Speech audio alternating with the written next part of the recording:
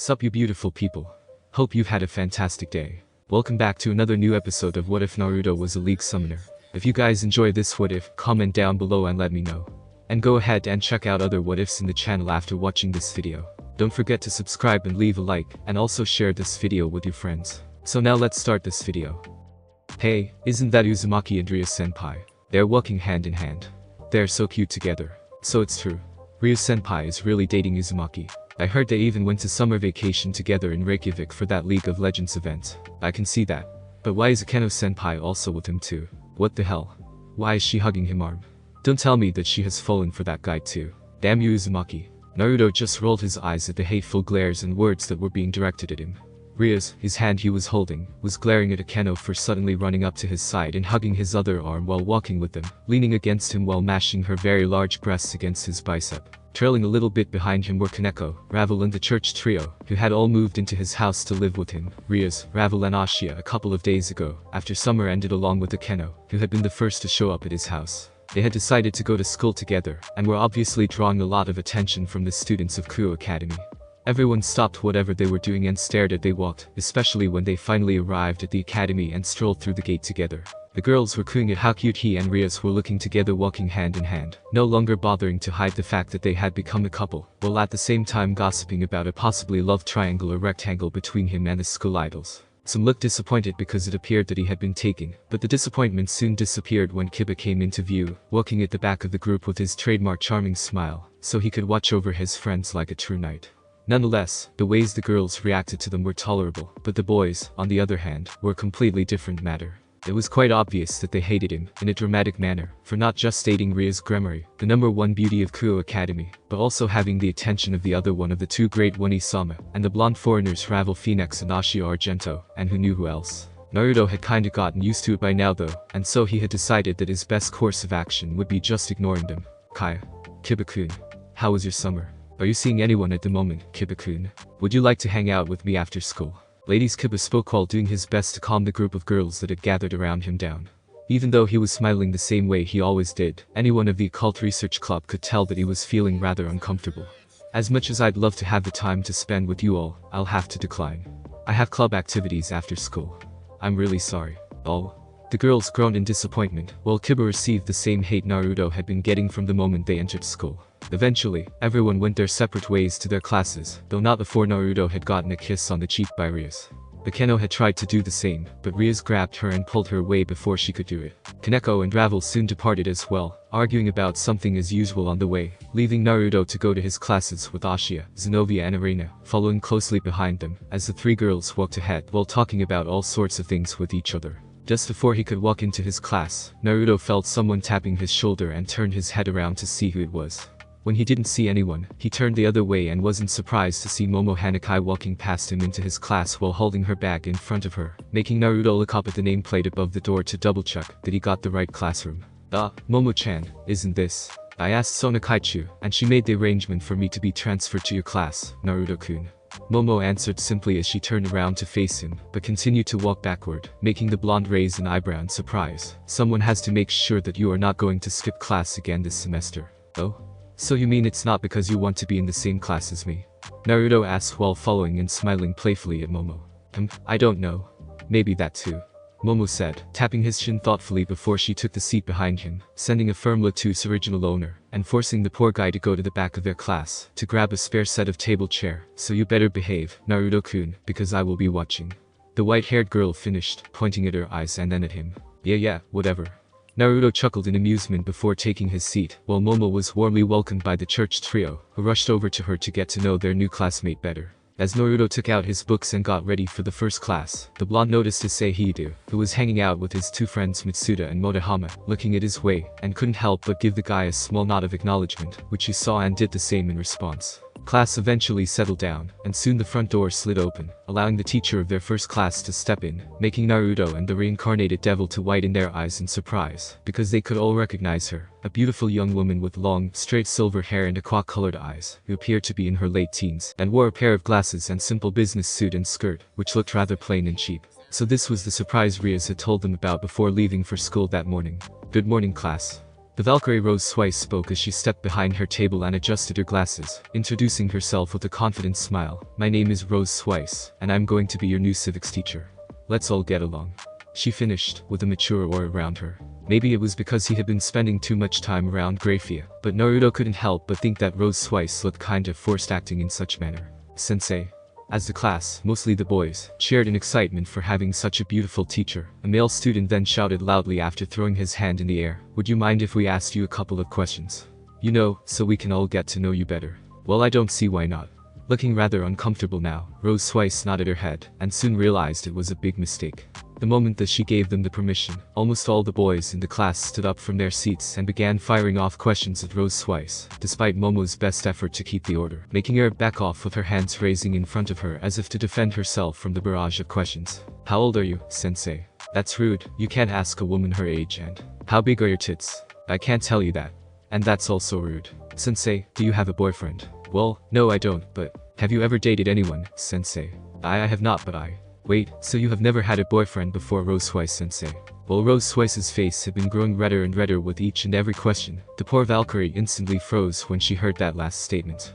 Not only had that, but tears begun to well up rapidly in the woman's large blue eyes. "It's true. I've never had a boyfriend," Rose Swice said in a low tone, making the male students look at her nervously. They had expected her to explode at them like any teacher would, but to their shock Rose Swice suddenly threw her head back and began crying in earnest, tears streaming down her eyes like waterfalls as her mature front collapsed and broke down. "Go ahead and laugh at me. I don't care anymore." "Why? While the new teacher is crying. This is all your fault." "What? How is this our fault?" As the girls yelled at the boys about their perversion, Momo and Arena didn't waste any time to rush to Rose Swice's side and tried their best to comfort her. It wasn't until the headmaster and also Azazel himself noticed the loud shouts and yelling coming from their class, and went over to check that everyone finally stopped arguing, and Rose Swice stopped crying, allowing class to start finally. That day, Class 2B had a new civics and homeroom teacher, who was a beautiful and attractive young woman with silver hair and eyes as blue as the clear sky.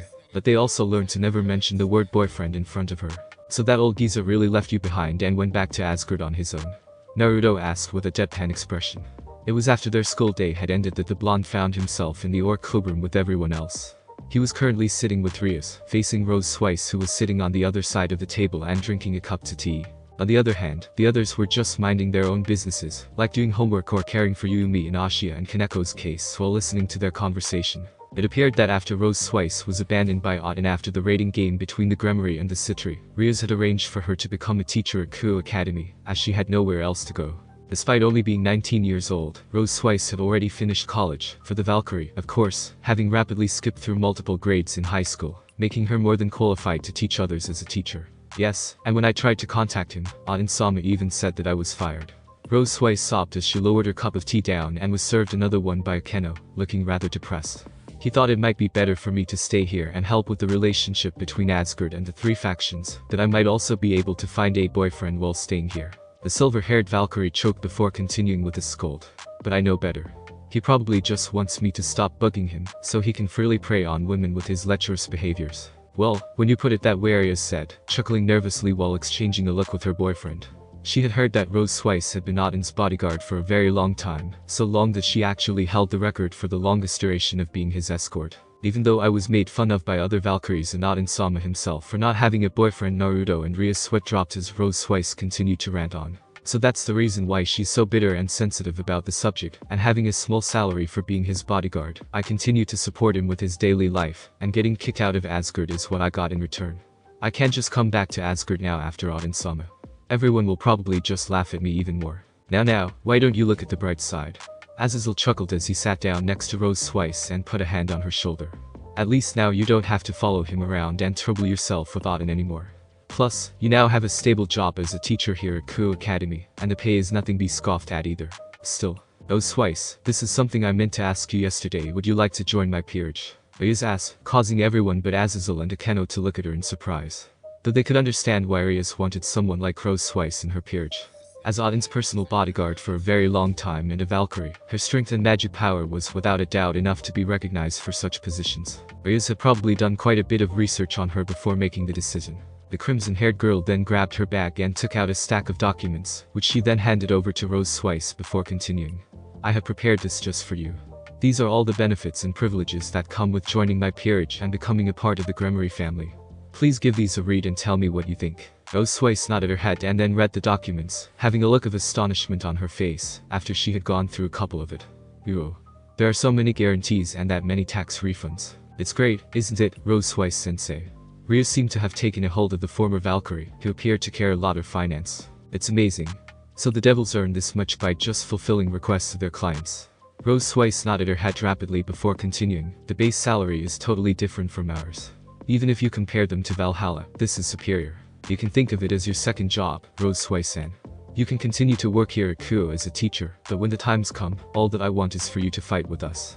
Ria said as Rose Swice became more and more excited with each document that she finished. It's just that I don't want your magical talents as a Valkyrie to go to waste when they can be put to good use, that's all. Rose Swice nodded her head in understanding before saying, Isn't the current Lucifer Demon King your brother, Ria-san? Rose Swice asked. That's right. Ria nodded her head in confirmation before she took out her final evil piece, the rare piece, and showed it to Rose Swice. So how about it, sensei?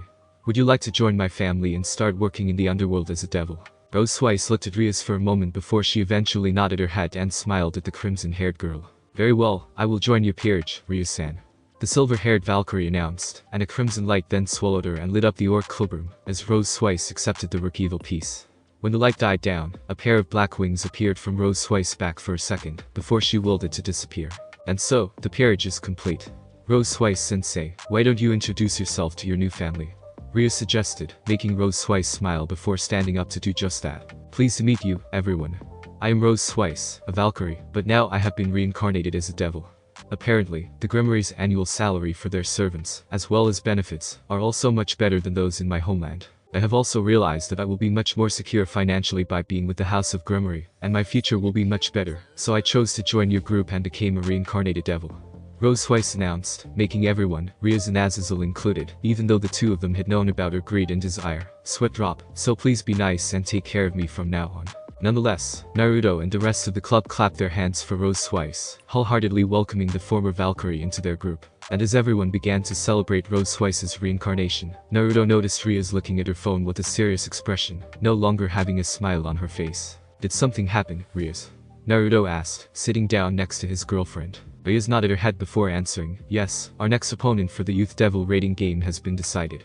It will be against Diodora Astaroth. Whether you believed it or not, Naruto actually had a rather long list of people that he disliked or just outright hated, and for some very good reasons too. The League of Legends, Naruto hated the trolls that he met in rank almost as much as most League players hated those Yasuo players, which was kinda normal when you were a League of Legends player. There were the bastards who would always find a way to make sure that he would lose his games, especially his promotions, and stay the infamous Bronze Eye Police forever, doing stuffs like running it down mid or taking away all the kills in CS. Now that he had gotten out of Bronze and was now a Diamond 2 player, he no longer met those who would give their absolute hardest to lose the game, just because they didn't want him to advance anymore. But toxic players were still a thing, and from time to time he would have no choice but to respond to them, or report them after the game was over. Outside of League, Naruto didn't know if he could ever bring himself to hate anyone, more than how much he used to hate Razor Phoenix. He disliked Cao Cao too, for ruining his time in Reykjavik, and threatening the life of his friends and an entire city, just to get to him, but the guy had the strength and skills to back up his arrogance, while Razor, on the other hand, was just downright annoying with his holier-than-thou attitude.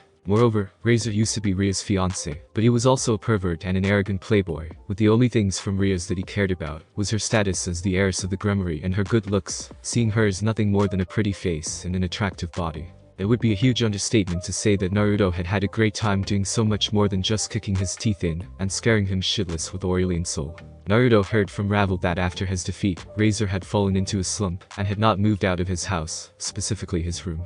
It appeared that he had become traumatized by his own defeat and developed a fear of dragons, freaking out whenever they were mentioned around him. To be fair, he would freak out too if he saw it being like Aurelian Soul on the sky, but to fall into depression and become a shut-in even worse than Gasper, just after one single loss Razor sure had brought a new low to himself. At first glance, Diodora Astaroth did not strike Naruto as someone who could possibly be Razor 2.0, mostly because of his facial expressions. He initially appeared to be a gentle, well-mannered, and even charismatic individual, but Naruto knew better, and it wasn't just because Ravel had warned him about Diodora beforehand, having noticed something very wrong about him while attending those noble and high-class parties with her brothers. Naruto had also asked Travel to dig a little into his peerage's backgrounds, and immediately came to the discovery that almost every single member, possibly all even, was former nuns or holy maidens, all of whom were expelled from the church, just like Ashia.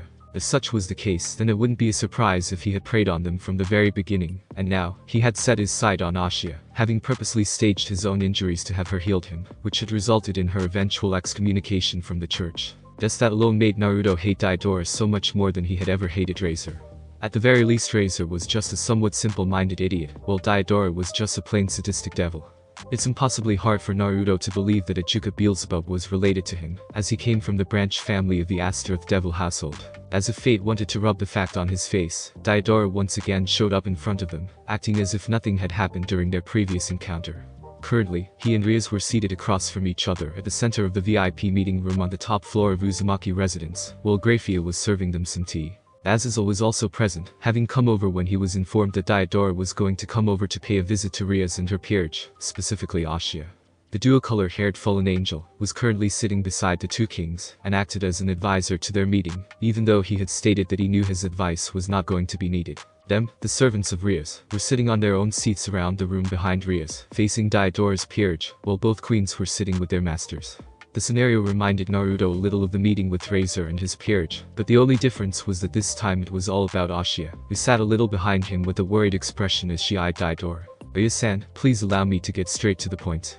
Daidora began after drinking some tea that Grafia had offered him. "I would like to trade our bishops." Is he talking about me?" Gasper squealed in fear while hiding inside his carton box, as usual. "Of course not." Kaneko spoke to him sternly and kicked his carbon box with the side of her left foot, just hard enough for him to feel it. "The servant of Rias-san that I'm looking for is Bishop Ashia Argento," Daidora announced, without a moment of hesitation while looking at Ashia with a refreshing smile, seemingly ignoring Naruto, even if he was glaring at him.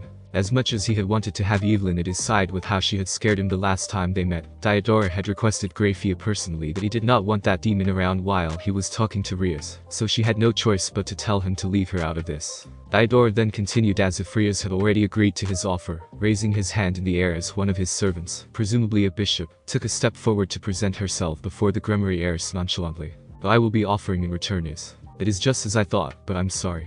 Rias spoke coldly and matter-of-factly to Daidora, and interrupted his speech before he could finish it, her tone brooking no further argument. "With how much you seem to want Ashia, I knew you would come to me sooner or later with this trade offer, so please allow me to say it to you. I have no intention of making a trade. It's not that your bishop can't possibly stand up to mine, I merely don't wish to trade away the girl who I think of as my little sister." Ucho-san, Ashia murmured as her eyes teared up, feeling touched by Rias' firm statement. Daidora remained silent for a second, his gentle smile staying intact before he stood up. It appeared that he had expected Rias to give such an answer. "I understand. Very well, I will withdraw for today, but I will not give up." To everyone's surprise, he then advanced toward Ashia, who left her chair and stepped back nervously, about the same time that Naruto raised from his own seat, not caring that by doing so he had knocked his own chair over, glaring at Daidora as he stood between him and Ashia, and prevented him from getting anywhere near close to her. "TCH, you seem to like to get in my way to my Ashia, don't you, Naruto Uzumaki?" Daidora asked in displeasure, a crude smile on his face as he returned Naruto's glare. Behind him, his servants glared heatedly at Naruto, but in the presence of Grafia Lucifuge, none of them dared to make a move. "She's not yours, Daidora." Naruto spoke up firmly, "And if you think that I will let you get anywhere near her and trouble her again, then you are even more stupid than you look." Despite the obvious insult in his tone, Daidora continued to keep the smile on his face, to the point that it started to look rather creepy, as he turned to Ashia and said, "I see. I understand then, how about this? In the next match, I will defeat Naruto Uzumaki, and then I would like you, Ashia, to answer my love." Then he turned to look straight at Naruto. "I will have fun crushing you in our next match. Make sure you have a good surgeon, cause I will make sure that you are never gonna be able to wear that fake-ass smile again." Naruto responded in a cold tone before a small smirk spread out on his face, "Unless of course, my champion Evelyn wants a piece of you again.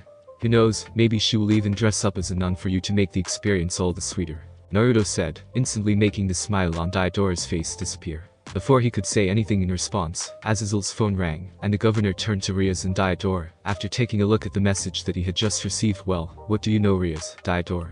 Your game will be held in 3 days." Daidora's visit ended after the announcement, allowing the group to return to their normal life, once he and his peerage had left. Later that night, Naruto helped Rose Twice move into his house, and introduced her to not only his parents, who were especially delighted to have his new homeroom teacher come over to stay with them, because they thought it would be good for their son, but also his champions. For someone who cared so much for her own finances like Rose Weiss, to the point it appeared that she had gotten her own business suit at a 100 yen clothing shop, the idea of being able to live rent-free was like a dream come true to her.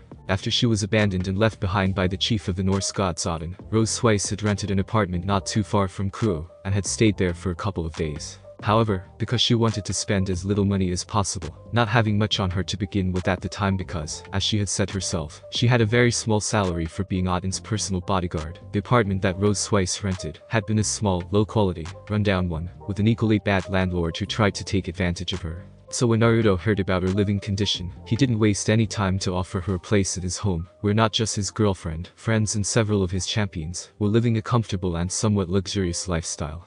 Rose Weiss almost hugged him, but stopped herself at the last second. She had also hesitated, of course, because she didn't know it would be appropriate for a female teacher to live with her male student.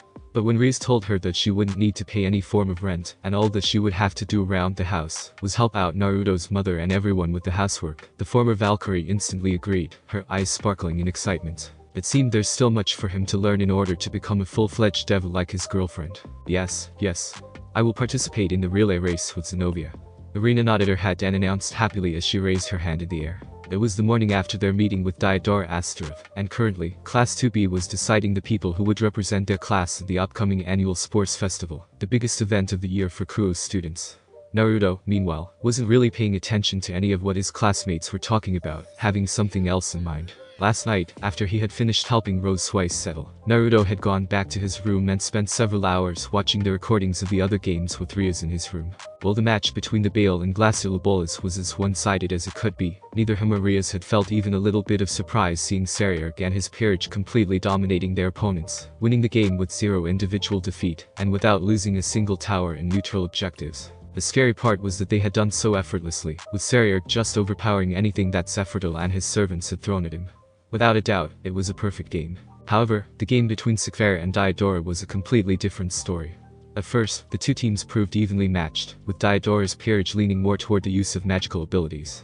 Sekvera actually did very well during the first half of the game, utilizing the strength of her Olivian to overwhelm their opponents, and taking objectives across the map. However, during the second half of the game, the moment Sekvera and Peerage pushed it to Diodora's base, the Aster there had defeated them all by himself, and taken advantages of their long respawn timers, to push it all the way back to her base, where he had single-handedly defeated them again before destroying their nexus, thus winning them the game. It might have just been Diodora holding back during the first half, as he had been chilling in the back, and letting his servants do the fighting for him expectedly, but even so, the amount of raw power that he had displayed was just unusual even for a relative of the Beelzebub Demon King. It also appeared that Azazel had started his own investigation as well, because he had told them to concentrate on their preparation for the match, and leave it to him and the leaders, when they tried to talk to him about it earlier this morning, after consulting Office and learning that she had created a lot of snakes, manifestations of a portion of her power, during her time with the Chaos Brigade, several of which had not been used before her left them. Thinking about League, Naruto-kun.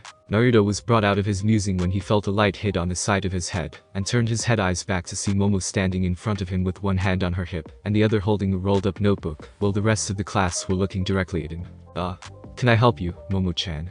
Naruto asked unsurely. Oh, nothing Naruto-kun, we are just wondering if you will be able to partake in the sport festival as a representative of our class. Momo said, giving him a firm look as if she was daring him to say no to that. Oh sure, I don't mind. Naruto shrugged and answered, making Momo's lips spread out into a smile of satisfaction. What do you have for me then? Well, we need a pair to participate in the mixed-gender three-legged race, so we will also need to find a partner for you. Momo said, tapping her bottom lip thoughtfully with a pen before turning around to look at the rest of their class. As much as she wanted to be Naruto's partner in the race, she had work to do as a member of the student council, who had been assigned by the teachers to watch over the entire event. Anyone want to volunteer? A lot of girls looked like they wanted to volunteer, but before they could raise their hands, a certain blonde shyly put hers in the air while smiling at Naruto, as her two friends cheered and clapped their hands for her. Even Momo looked quite satisfied, as if she did not want anyone but her to volunteer to be Naruto's partner. Very well then. We will have Naruto-kun and Ashia-chan participate in the three-legged race. I challenge you, Zenobia. Bring it on, Arena. The two former exorcists, one a devil and the other an angel, declared confidently as they tried to outrun each other, while the girls and several boys from their class were cheering for them, as the two proved to be evenly matched. Currently, the entire academy was preparing for the sports festival, and everyone of Class 2B were currently practicing in the academy's running track, with Irina and Zenobia already giving it their all, and racing each other, despite the sport the two of them would be participating in was the relay race. 1 2 3 4. 1 2 3 4. Not too far behind them, Naruto and Ashiya were also practicing for the three-legged race, having their ankles strapped to each other with a cloth. As everyone had expected, Ashiya appeared to be having troubles keeping up with Naruto, but compared to when they first started, she sure had improved a lot, becoming more and more comfortable running with him. Yes, that's more like it. Momo looked at her stopwatch and told them from the side as they finished another round, having been helping the two of them with their practice. Obviously, she didn't need to do the same to Zenobia and Irina, knowing they would do well in the race. The two of you are in good sync. Now, try to run like it's a real race. Understood. Saying that to Momo, Naruto then turned to look at Ashiya, and gave her an encouraging smile. You ready, Ashiya-chan? Yes, Naruto-san. Let's do it. Ashiya said and the two of them began to run again, a little faster this time. Because he was an entire head taller than Ashiya, he had to put his hand on her shoulders instead, holding her close to him, while the blonde had her arm around his waist, her head leaning against his torso as they made another run around the running track. Naruto-san. Yes? I am not running too fast again, am I? Naruto asked, looking at Ashiya. Oh no, it's not like that. You're running just fine, Naruto-san. Ashiya shook her head and answered him. She then paused for a moment as they turned left on the track, before continuing. I noticed you had a serious look on your face, before Momo-san came to talk to you during class. Were you thinking about that devil? Naruto didn't need to ask her to know who she was referring to. You know, I don't regret saving him back then, even if he really staged his own injuries, and was the reason I was banished from the church. Ashiya told him. I would be surprised if you did. Naruto chuckled softly, giving Ashiya a gentle pat on the arm before continuing. Hey Ashiya. Say if you could go back to your old lifestyle, what would you do? Ashiya looked surprised at his question, her eyes widening for a second before she answered him while smiling softly. Even if I could, I wouldn't go back. The blonde said, without even a moment of hesitation. I like this place. I also like Kyu Academy and the Occult Club. I also like Bucho-san, Akeno-san, Sensei, Kiba-san, Zenobia-san, Kaneko-chan, Gaspar-kun, Irina-san and everyone in our class. I also love Naruto-san and Naruto-san's parents. The new life I started in this city is something very important, and there's something I love so much that makes it so wonderful. Naruto couldn't help but smile at a reply. Naruto-san, can I stay by your side forever from now on? Ashiya then asked sincerely, looking up at him. Naruto nodded his head and flashed her his trademark grin, moving his hand up to caress her soft blonde hair fondly. Yeah. Of course, you can. Ashiya smiled and leaned her head against his side, wrapping her arm even tighter around his side, as the two of them continued to practice for their three-legged race, finishing up shortly thereafter. So basically, I can only summon and use the powers of 3 champions at a time, Naruto said while nodding his head. It was the day of the raiding game against Idora Astaroth, and the blonde was currently sitting in the Or Clubroom with Rias and Azazel, while Kaneko was sitting on his lap, munching sweets, discussing the new rules that had been created just for him. Yes, and they will be random.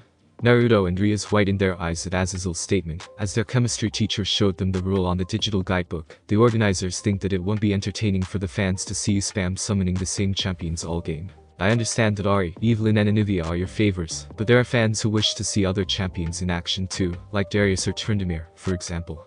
The same goes with their weapons. You can only use the weapons of the 3 champions you are allowed to use at the time. I take it there will be a mechanic of sort to let Naruto choose the 3 random champions that he will be using in the game. Rias asked with a thoughtful expression. That's right. Azazel nodded before he went on with the explanation, showing them an image of a device that looked like a traditional slot machine with a lever. This slot machine is set up at my shop on the Rift. During the preparation phase, you can use it to spin the first 3 champions that you will be using at the start of the game. Later, when your team has gathered enough sigils, Naruto can go back to base and reroll to use a different set of champions. The cost of every reroll will be 1600 sigils each. Wind Drake's discount will also affect the cost. I see. With these rules, we will be forced to focus more on objective control. We will also have to decide what we want to spend our money on, items or Naruto's rerolls. Rias said while nodding her head in understanding. Naruto had to admit that these rules were a great way to keep him from just outnumbering and completely overpowering the other teams with a mass summon of his champions, while at the same time making it even more entertaining for the fans who wanted him to use different champions, instead of the same ones that worked best for him. But what if the champions I get aren't available, or I can't summon them just yet? Naruto couldn't help but ask. You don't have to worry about it. You can connect your watch to the slot machine, and it will only choose the ones that you can summon. Azazel pointed out before he and everyone sitting in the club noticed the flashing of his phone. I guess that's the signal. Alright then. Let's go, everyone. Ria said as she stood up with Naruto and turned around to look at her peerage, who had been gearing up and preparing for the game against Diodora Astaroth and his peerage. In a flash of light, the Gremory group plus Azazel were all teleported to the Devil's Rift. Diodora and his peerage would be on the blue side, while Ria's and her peerage would be on red, same as last time, but now with the addition of the slot machine, that would choose Naruto's 3 champions for him standing beside Azazel's shop. How do you do, everyone? I, the queen of the Lucifer group, Graphia, will be carrying the role of arbiter in the raiding game between the Gremory group and Astaroth group. As usual, I will be watching over the battle between these 2 families in the name of my master, Sir Zuch's Lucifer. The voice of Graphia was heard across the field, just as Naruto and everyone had expected. And now, before we start the game, please allow me to inform you all of the new rules. Alright, hand me your watch.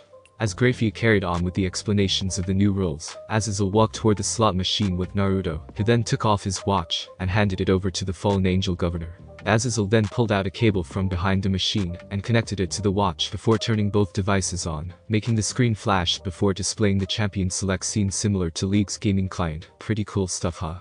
I built this machine myself, you know. You sure Riot aren't gonna sue you for copyright? Naruto jokes, making Azazel roll his eyes before he put the watch on the lever of the machine, allowing Naruto to step forward and pull the lever.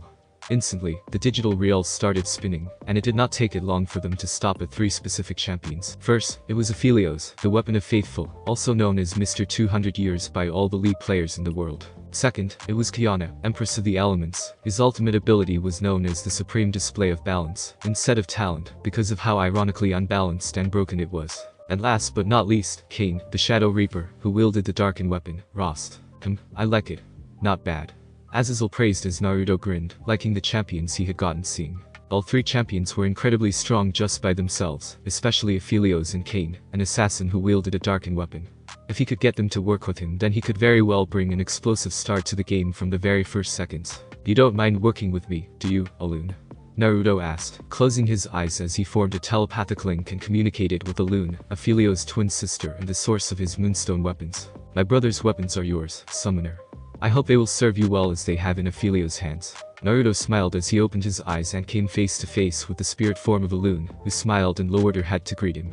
The Lunari Seer then raised her hand, and a red scythe pistol with built-in sustain, the Severum, appeared in his hand, whilst the Moonstone sniper rifle, Calibrum, manifested behind his back. These were just 2 out of the 5 weapons that Alun could give, the others being the Gravity Cannon Gravitum, the Flamethrower Shogun Infernum, and the Close-Range Boomerang Crescendum, each of which had its own unique usage and power. Thank you, Alun. Naruto smiled before he put the Calibrum behind his back, letting Alun strap it to the sniper rifle before floating behind him, remaining with Naruto for as long as her weapons were still with him. He was the only one who could see and hear her. Alright, you're next, Rost. Naruto muttered as he held out his hand and summoned Cain's Darken Weapon, a dark red scythe that had a glowing red eye with slit pupil and reversed eyelid. What's up? Ugh, it's you again. Rost growled in a deep rumbling tone as he rolled his eyes at Naruto when the blonde finished summoning him. Because Rost was regarded as a champion beside Cain, Naruto actually summoned him instead of duplicating it with his weapon summoning ability. Just this morning I had to deal with Cain and his nonsense with that order, and now I have to see you. What do you want this time, Summoner? Rost asked, and Naruto, who was chuckling in amusement, could have sworn that the Darken was sweat-dropping. Ashia. Before Naruto could answer, he suddenly heard Ria's shout, and snapped his head around to see a magic circle appearing beneath Ashia's feet. Without even a moment of hesitation, the blonde rushed toward her, dropping Rost on the ground much to the Darken's annoyance. On the other side, Kiba was the second quickest to react and did the same thing, running as fast as his feet could carry him, with his hand reaching out to grab her. Before either of them could do it, however, Ashia had already disappeared, having been teleported away. Where is Ashia? Zenobia asked in shock, speaking everyone's shared thoughts out loud. That magic circle just now is Azazel, who had left the shop and was now standing beside Kaneko, muttered in a serious tone as he and Naruto stared at the spot. Just before he could continue on, Diodorus suddenly appeared just outside of their base with an unconscious Ashia in his arms. Ashia. Diodora Astaroth, what's the meaning of this? Ria shouted in anger while Naruto was glaring murderously at Diodora. What have you done to Ashia? Give her back, you fucking bastard. Naruto roared in anger. By his Gremory and League Summoner Naruto Uzumaki, I shall take Ashia Argento with me.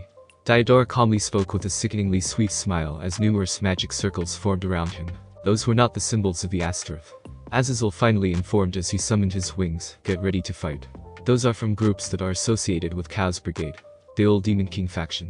As the enemy devils took their positions around Diodora, one of them spoke up while glaring at Rias. The blood relative of the fake Lucifer, Rias Gremory. You will die here today. Daidora then took his turn to speak as he took a step forward with a wide smirk on his face. As you can see, all of you will die here by their hands, the agents of Chaos Brigade. No matter how powerful all of you are, you won't be able to take on this many numbers of high-class devils and mid-class devils, right? Ha ha ha ha, so die. Perish right away. Bring it. Naruto roared as he took Calibrum from his back and fired a shot at Daidora, only for a barrier to protect him from it. Allowing Alun to put the sniper rifle away, Naruto then charged at Daidora with rage burning in his eyes, grabbing Rost and picking him up on his way. The group of devils around the Daidora instantly reacted, rushing forward to attack Naruto, only for the blonde to start carving his way through them, slashing the side with extreme precision, while the Darkin laughed maniacally, as Naruto soaked him in blood and organs of his enemies. Summoner, summoner. Please calm down. You're losing yourself. Alun shouted, trying to reach out for Naruto, but her voice fell into deaf ears, as the blonde continued to push forward, leaving arcs of blood behind him whenever he swung aside. Oh, shut up. This is only getting good. How did you hear me, Darkin? Alun looked at Rost and asked in surprise, but the sealed Darkin said nothing in response, merely continuing to enjoy Naruto's hatred and bloodlust. Get out of my fucking way. Naruto gritted his teeth and beheaded another devil, blood dripping down his face as he held Rost above his head, while assuming a low stance and glaring murderously at Daidora, who became shocked at all the destruction the blonde had caused. Another group of old Demon King faction teleported in and rushed forward to fight Naruto, forcing him back with a barrage of immensely powerful spells. The summoner was forced to raise Rost up to defend himself, but soon the assault stopped, allowing Naruto to look up to see Kiba and Zenobia cutting down the devils, while Rias and the others fired their own demonic powers to aid them from behind. Go, Naruto-kun. Kiba shouted as he held back a swordsman with his holy demonic sword, pushing him out of Naruto's way as the blonde charged forward. Once he reached Daidora, the blonde swiftly slashed the darkened side, aiming at the pureblood devil's neck. His eyes widened in surprise when his weapon just went through Daidora's neck, and yet he continued to stand there, smirking at him. You're as stupid as you look, Naruto Uzumaki. You think I will come face you myself? Daidora asked, revealing himself to be just a hologram before continuing. If you think you are strong enough to face me, then try to fight your way to my base. I will be waiting, but try to not get killed on the way, cause I want you to see as I become one with my lovely Ashia. With the last laugh, Daidora vanished from sight with Ashia, leaving the devils from the old Demon King faction to fight the Gremory group and Azazel, who made quick work of them, but more were coming, forcing Azazel to raise a barrier around their base to buy them some time. Damn it. Naruto cursed as he swung Rost and hit one of the Nexus towers behind him, impaling the blade deeply into the structure in a fit of rage, but the Darkin didn't look like he minded, merely laughing while keeping his eye on the young summoner, whose shoulder was grabbed by Kiba as he tried to calm his friend down. Calm down, Naruto-kun. I know that you are angry. All of us here are. But you need to stay calm. We need to take care of the enemies on our way first before we can rescue Ashia. Kiba told him in a firm tone, and it was only then that Naruto noticed that his face was soaked in blood, and realized how fast he was breathing, and saw all the dismembered bodies around him. You're right. I'm sorry, Naruto said, taking a deep breath as he looked at the rest of the group, who were all giving a pleading and reprimanding look. He then glanced over to Alun, and saw her nodding her head at him with comforting eyes. It appears that the game is under attack from Chaos Brigade. Everyone then turned their heads to look at Azazel, as the fallen angel broke the silence, closing down the communication spell that he had been using to talk to his colleagues outside of the field, before continuing in a serious tone. The game committees and those from different factions are cooperating to take them on outside, so we will be on our own here. Our main objective will be rescuing Ashia, and dealing with the traitor Daidora Astaroth. Then what are we waiting for? Naruto asked as he yanked Rost out of the Nexus Tower and put it on his shoulder. Let's go rescue Ashia and make sure that bastard pay. Yeah. Just hang on, Ashia. Naruto thought as he stared down the mid lane, the shortest path to the blue base. We are coming for you. Thanks for listening. I do hope you enjoyed. If you want the next part of this video, like, subscribe and comment down below, and turn on the bell notification. And also check out other videos that I have created and enjoy. See you in the next video. Peace.